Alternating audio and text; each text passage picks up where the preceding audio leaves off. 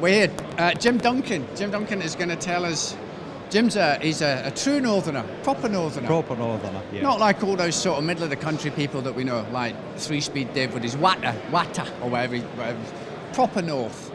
Jim, what can you tell us in your beautiful accent? What can you tell us? Well, this is basically my Bonneville speed bike. I built this to go to Bonneville for a break a land speed record. Oh wow! Built it in 9 months.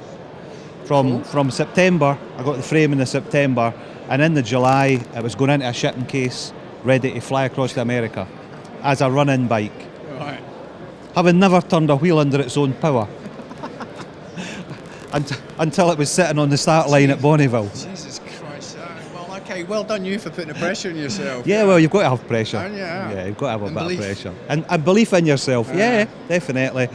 I managed 7 runs at Bonneville. Yeah. Which is a lot more than a lot of people with big teams manage. I never got a record, but it's not about breaking records. It's about building beautiful things and spreading the love. Yeah, no, absolutely. Okay, what did it start as and take us up? This through? actually started as nothing, right? I bought a brand new old stock engine for a guy in Wyoming. Right. And I have a friend in Romania who makes these wonderful frames and copper work. Yeah. That's what he does for a business. Yes. And I got in conjunction with him to basically help advertise and get his stuff on the market. Because as you can see, it's beautiful. All hand built. Every single joint in the frame, they're all handmade. Tubes are all hand polished and hand brazed. No machine work in it whatsoever. The rest of the stuff I just made in my shed. Those words again. I just made in my shed. Just made in my shed. I love that tank. I love the tank. Okay, that sounded a bit. I love the. I love the whole bike. One of the many pop-out pieces is the tank. That's stunning. It's hard to believe this. A year ago, this was a pristine, polished, shiny, absolutely beautiful bike.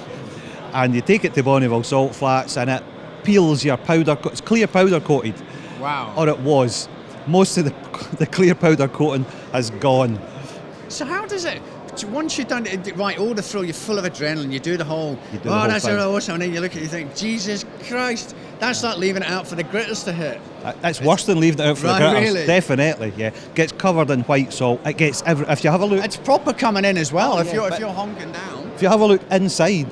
Oh yeah. The magneto, the salt even gets inside things. Does it? Yeah, and rust stuff for the inside out.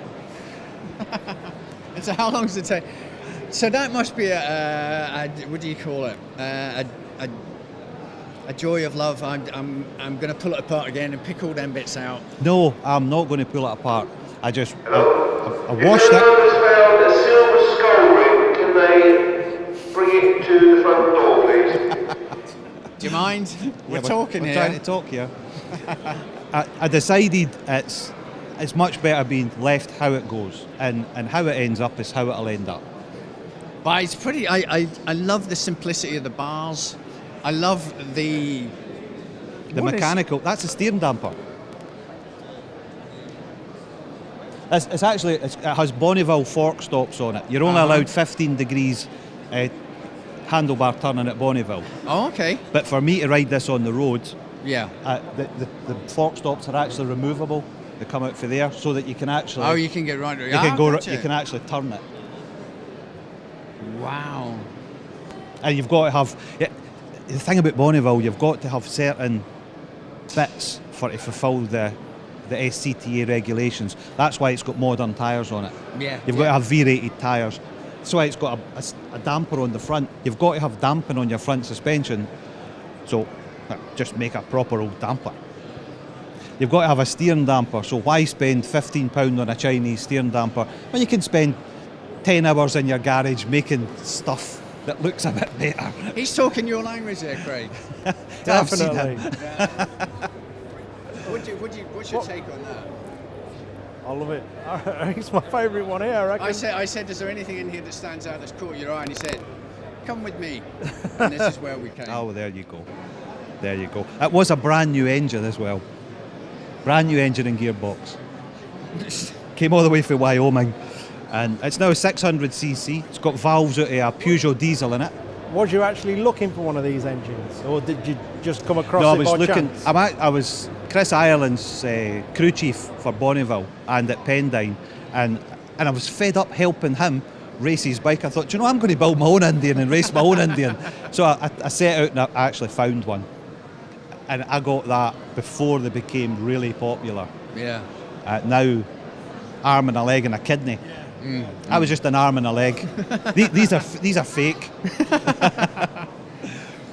And it's all basically done for one thing, and that was basically try and go as fast as I could at Bonneville. I didn't go as fast as I could, but now I know what I did wrong, so I can go back next year and I'll have changed up all the different bits. And it gives you that excuse to get back. Of course. Yeah, of course it does. It's got a lovely feature on this side here. Let's If you look at the lovely bend on the bell mouth here, aerodynamics. never trust your girlfriend to hold your bike for you. Just in case anybody's wondering at home, that's not a euphemism. So I'd left that on there just as a wee homage to her. It's a reminder now and again. Every time. Yeah. Where did the idea come from? It and what's Inside here, basically you've got to have a steering damper. So you need, not like normal classic bikes that have it through the centre here and you tighten the thing. On an Indian, the leaf spring's on a solid post. okay? It goes up, so you can't put it down through there. So it's just racked my brains. I thought, right, I need like a modern GSX or whatever, they attach them up here. So I thought, I'll do an old style version of the modern steering damper, and that's just what turned up. It's a replica Druid fork spring. Things just come out. You know what it's like. You just think it's on, and then that's it. These are actually, I made this out of 50-year-old copper. I got given that when I started my apprenticeship by my tradesman as a turner, and he did it for years. It was an old big chunk for straightening up stuff in the lathe. I thought, do you know, I'm going to machine that down. I'm going to make my tops, and I'm going to make my wee fork ends. Yeah. No, just a wee bit of history. My mate gave me that because every Indian's got to have a silver dollar on it. Yeah. And he's like, where are you putting my silver dollar? So I'm going to make a gear change knob and stick it in there, just as a wee thing. And so where do you do all this work? I've got a shed.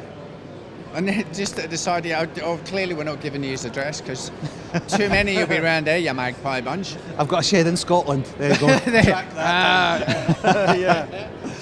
I just do it in my shed, that's it. That was made by a really old blacksmith for me for good luck. And Brilliant. I he know there'll be a died- story. He died last year, All right. and the friend that he gave it to me through, he's like, what do you ever do with that old horseshoe? He says, I'm going to put it on my bike and take it to Bonneville. Brilliant. So I rough soldered it on there, because that's about as good as a soldering as I can do. That's great though. So that horseshoe was made by Eki, the blacksmith, and it'll forever be there. Definitely. If you can tell me what that back wheel hub's off of, I'll be really thankful, because I haven't got a clue. I see you. Is that the one you say is German? You think it's German? I think I bought it off a guy in Romania. He said it's off a German bike, but his English was about as good as my Romanian. Yeah. Okay. And I converted, had like the old push bike style cone, so I converted it to modern roller bearings for safety more than anything else, because I was expecting to go really fast, but I didn't. But yeah. Nobody knows what it's off of. Luckily it came with brake shoes that I got relined, so. I love it. Oh, I Love think it. he's thinking I can smell burning. Yeah, this is what I like. Just Simple. completely going out the box. Yeah, well, you've got to. Like you say, making bits up as you go along. You can't beat that. Yep. That's what I like about it. I'm hoping to actually start selling these in about 2 years' time for the road. Through my mate, he's going to make frame kits, and I'll find a modern classic engine that'll fit, or we'll make a frame the same as this that fits, so that the hip and trendy people can buy one with an electric start. You're aiming at Shoreditch there, I feel. Yes. Yeah. I've been to Shoreditch once. I'd love to hear it, but I think everybody will frown upon that. In there, Do you want me to start it? Yeah, go Yeah. on. I'll take a couple of goes because it's not been started. Yeah, I can imagine. So I commend your let's go and look at this bike. Yeah, I told you. It just, I've been back a couple of times. It just kept getting me. There's a simplicity about the bars, isn't there? Everything about I it. love everything about it. Look at the kickstart, it engages onto the gear. Yeah, oh wow, yeah.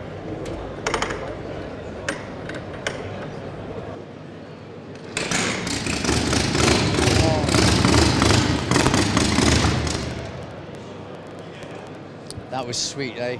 It's a good start. Ah.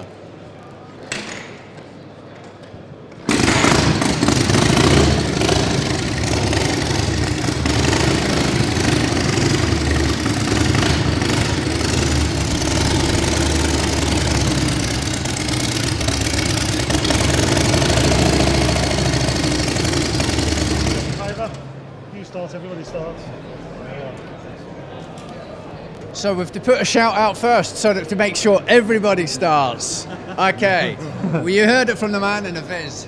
So it does run. It does run. And sounds nice too. It's nice and mellow. Once it gets full chat, it's quite sweet. It's quite sharp. Yeah. It's got different lengths of exhausts as well for basically for tuning it for the speed. That's why it's got no support at the back. They just slide on the end. Yeah. So you can get a long exhaust or a short exhaust. And it's good having a wee bit something to look at when you're trundling along, the wee sparks going. Wait a minute, so the length of the exhaust, what's that for? The length of the exhaust matters where your power is. If you have too short an exhaust, you lose power. Right. If you have too long an exhaust, you lose power as well. So I've got 5 different lengths that go on for to get more power for going faster. Oh, so when Do you you're mess actually... about with that in different ranges of the top end and stuff like that? No. It takes that long because like you're at Bonneville, you can be an hour and a half or 2 hours between each time you get to run. So you've got to do a run, find out what you did wrong in that run, sort it, go back and do the next run to make sure what you've sorted isn't too much. I done 3 runs and realised that the big petrol tap that's meant to produce enough petrol for a Harley, you couldn't keep a scooter going with it. So I ended up drilling it out in the van. £100 it cost me. I thought, well, that'll be a high flow one, big exit on it. Ended up putting a 3/8 drill right down through the middle of it. So it's got no filter now. Yeah. But it still turns on and off. That's the sort of lessons that you start mucking about with jetting, thinking that it's running too lean, but it's actually not getting enough petrol. Yeah. So once you sort that out, it's all a learning curve when you get there. Between second and third gear on this, it's like going from third to sixth in your car. It's a huge gap because these were designed to run about in second gear on the battlefield. And then if you were taking a letter to the commander or whatever, you got onto a road. That's what third gear was for. Right. So when you're actually trying to go fast, you need to get as fast as you can in second and hope the power doesn't drop off. So when you put it into third, it's still got enough to pull it. Oh, wow. So, and it's all about gearing as well. I can imagine it's a bike that'll stay with you for the rest of your life. Yes. Yeah. Yes. It's one of the things. It only took me 9 months to build it, but it was a long time in the planning and to get it done in a short period of time. And it'll go in my living room. Eventually, once I get too old to ride it, it'll go in my living room. But it'll go back to Bonneville at least another 2 or 3 times. I'll keep going back till I get a record. Good. Yeah, we'll hold you to that. See a bit of Burt Monroe going on. Yeah. No, we love it. And it's called Funky Shit. It's called funky shit because one of my mates came into the garage and he was like, "There's some funky shit going on there." so it's stuck. Because every bike's got to have a name. I think that's wonderful. What is it like to ride? It's actually quite scary. Oh, really? Yeah. I don't know if you can see for that picture. People imagine Bonneville is like this floor here, lovely and smooth. Yeah. It's actually like a ploughed field. Yeah. Oh, bloody hell. And when you start going quite fast on it, it's got ruts, it's got ripples. Tend to track down them a bit. Yeah, people say to you, what side do you prefer, the left side or the right side? I'm like, any side that I'm going forward. Doesn't really matter. And staying upright. And staying upright, Yeah. that's it. And it's obviously it's a hardtail, so you've no suspension. I think we've covered every nut, bolt, washer, leather strap, silver dollar, and shiny clear piece. This is a stunning piece. Well done, Craig, for bringing this to attention. And Jim, let me shake your hand because that's monstrously good. Thank you very much. And I wish you all the best in your next effort at winning. Look out a for me on record. YouTube, Trike Junkie. There you go. What junkie? Trike Junkie. Trike Junkie. I looked down there and I thought it was funky shit, but that's the name of the bike. Trike Junkie. If you want to find out more, Trike Junkie, Jim Duncan.